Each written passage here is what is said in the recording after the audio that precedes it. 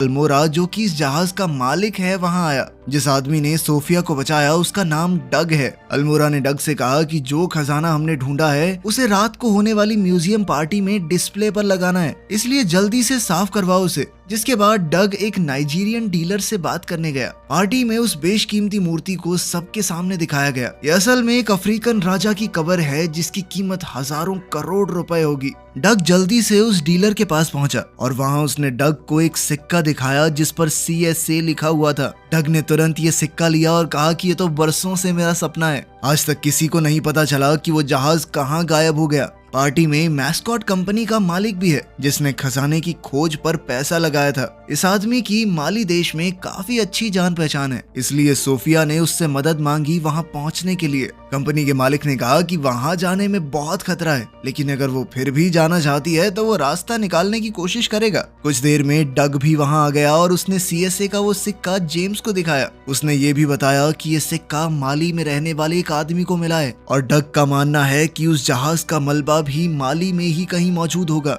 James ये सुनकर काफी खुश हो गया और उसने डग और अल्मोरा को 3 दिन के लिए माली जाने की इजाजत दे दी। वहां जाकर वो इस जहाज को ढूंढने की पूरी कोशिश करेंगे और अगर जरा सा भी कुछ सुराग मिला तो फिर पूरा ऑपरेशन स्टार्ट हो जाएगा जहाज को ढूंढने का।